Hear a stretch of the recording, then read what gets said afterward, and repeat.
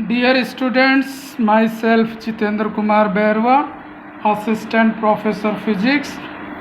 आज की content discussion में मैं बीएससी पार्ट थर्ड से एक टॉपिक ले रहा हूँ, क्वांटम मैकेनिक्स। पेपर है क्वांटम मैकेनिक्स, जो राजस्थान यूनिवर्सिटी में फर्स्ट पेपर चलता है थर्ड ईयर में। उसमें से टॉपिक ले रहा हूँ मैं ब्लैक बॉडी रेडिएशन। कि ब्लैक बॉडी रेडिएशन क्या होता है, क्या इसका कॉन्सेप्ट है और हम कैसे इसको समझ सकते हैं। तो ब्लैक बॉडी का मीनिंग ये है कि ये अपन पर, खुद पर आपतित संपूर्ण विकिरणों को पूर्णतया अवशोषित कर लेती है।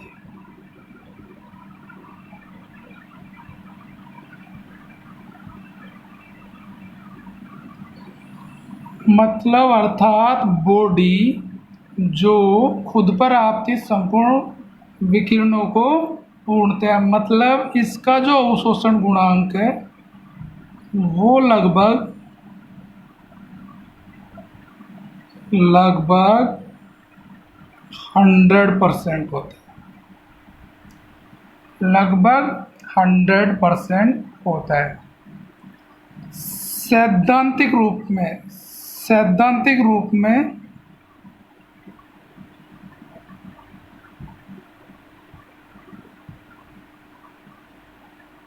ये एक परफेक्ट एब्जॉर्बर होता है।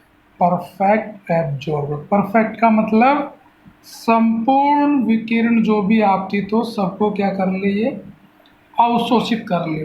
क्योंकि कोई भी विकिरण किसी बॉडी पे आती है तो उसकी 3 प्रायिकताएं हैं, या तो वो एब्जॉर्ब हो सकती है, या वो रिफ्लेक्ट हो सकती है, या फिर वो ट्रांसमिट हो सकती है। तो हमको किसी भी, अगर ये बॉडी ब्लैक बॉडी है तो इसके लिए शर्त ये है कि ये अपने संपूर्ण विकिरण को एब्जॉर्ब कर ले। एब्जॉर्प्शन कोफिशिएंट कितना हो जाए उसका, लगभग तकरीबन 1। A for absorption coefficient. इस स्थिति में अच्छा, ये ब्लैक का मतलब कलर से लेना देना नहीं है। ब्लैक का मतलब यही कि उसकी अवशोषण क्षमता होनी चाहिए मैक्सिमम। अच्छा, ये ब्लैक क्यों नज़र आता है? ब्लैक का मतलब ये है कि अगर जो रिफ्लेक्ट होंगी भी तो वो विजिबल रेंज में नहीं होती, वो रिफ्लेक्शन विजिबल रेंज में नहीं होता। हमें कोई भी चीज़ें कब दिखाई देती है, जब किसी भी वस्तु से विकिरण रिफ्लेक्ट हो। वस्तु से विकिरण क्या हो, विकिरण रिफ्लेक्ट हो, और वो रिफ्लेक्ट विकिरणें भी किस रेंज में हो, विजिबल रेंज में। तो ही हम किसी वस्तु को, या मतलब तो ही हम उसको देख सकते हैं। इनडायरेक्ट किसको देखते हैं, वस्तु को। तो ब्लैक बॉडी का कॉन्सेप्ट यही है कि ये मतलब विकिरण उत्सर्जित तो हो सकती है, मतलब रिफ्लेक्ट हो सकती है, लेकिन वो हमारी विजिबल रेंज में नहीं होती, इनविजिबल रेंज में। दूसरी जो इसको समझने का है, किरचॉफ का नियम की भी ये पालना होती है। किरचॉफ का नियम ये होता है, जो परफेक्ट एब्जॉर्बर है, परफेक्ट एब्जॉर्बर एम्बिएंट कंडीशंस में, मतलब उपयुक्त कंडीशंस में वो परफेक्ट एमिटर का भी काम करता है।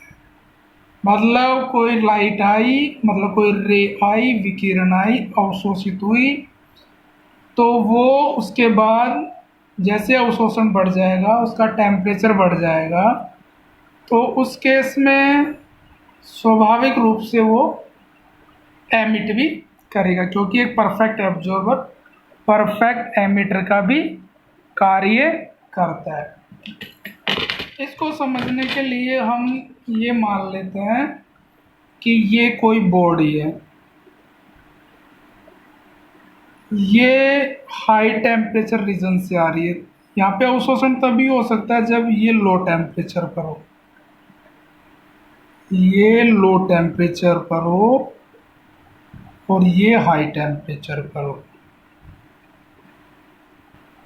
जब ये विकिरण आएंगी तो यहाँ क्या हो जाएंगी, वो बताया था 3 होती है, लेकिन हमको अवशोषण ही देखना है।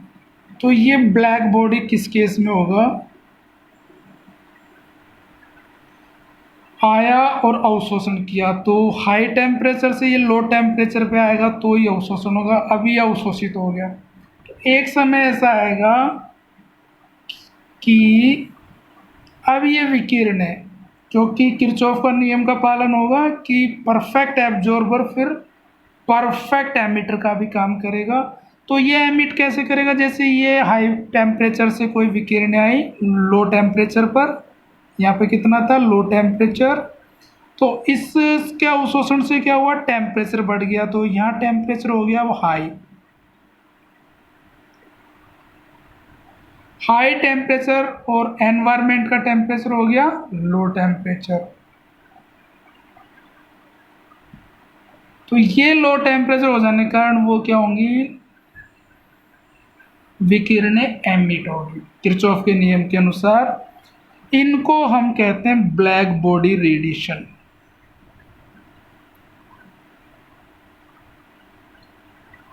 अब ये ब्लैक बॉडी क्यों है भाई, ये जो उत्सर्जित विकिरण है हमको दिखेगी नहीं, ये इनविजिबल रेंज में होती है। ये इंफ्रारेड हो सकती है, अल्ट्रावायलेट हो सकती है। अच्छा, एक बात और कि ये सभी तरंगदैर्घ्य, सभी तरंगदैर्घ्यों की विकिरणों को अवशोषित करेगा। तो फिर उत्सर्जित कौन सी भी तरंगदैर्घ्य विकिरणों को करेगा, ऑल वेवलेंथ्स, सभी वेवलेंथ की विकिरणों को क्या करेगा, ये उत्सर्जित करेगा। तो इस स्थिति में हम इस ब्लैक बॉडी का उदाहरण हम सन को ले सकते हैं। Sun is not black but it is used as a black body because वो हाई टेम्परेचर से लो टेम्परेचर की तरफ हमारी पृथ्वी जो होती है, जैसे हाई टेम्परेचर हुआ, पृथ्वी क्या होती है लो टेम्परेचर पे होती है, सभी विकिरणों को अवशोषित कर लिया। फिर पृथ्वी की सरफेस से एनवायरमेंट में क्या होगा, टेम्परेचर कम होगा, टेम्परेचर कम होगा तो पृथ्वी की सरफेस से एमिशन होगी। तो मैं यहाँ पे कहना चाहता हूँ कि sun is a black body just like a black body. तो ब्लैक का मतलब ब्लैक होने से नहीं है, ब्लैक का मतलब है जो भी हमें, जैसे ब्लैक होल ब्लैक बॉडी कह सकते हैं, क्योंकि वो केवल विकिरणों को अवशोषित करता है, रिफ्लेक्ट नहीं करता। और रिफ्लेक्ट भी करता है तो वो विजिबल रेंज में नहीं करता, इनविजिबल रेंज में करेगा।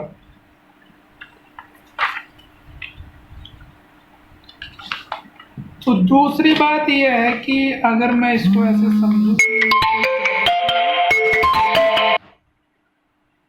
ये कोई कैविटी है इस तरह की,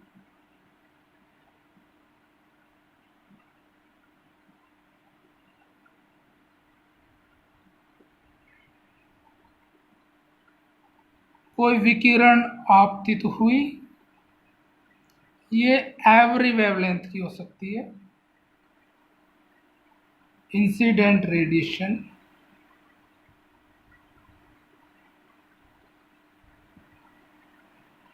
यहाँ पे जो हम यूज करते हैं ब्लैक बॉडी सब्सटेंस के रूप में वो होता है कार्बन ब्लैक। यहाँ पे इसकी कोटिंग कर दी जाती है इनर सरफेस पर, इस कैविटी की इनर सरफेस। कोई विकिरण आई तो some part of this radiation become absorb and other part reflected. तो रिफ्लेक्ट हुआ कुछ, फिर यहाँ से भी। तो मल्टीपल रिफ्लेक्शन के बाद एक स्थिति ऐसी आती है कि वो परफेक्टली क्या हो जाता है, एब्जॉर्ब हो जाता है। अब जैसे ही हमारा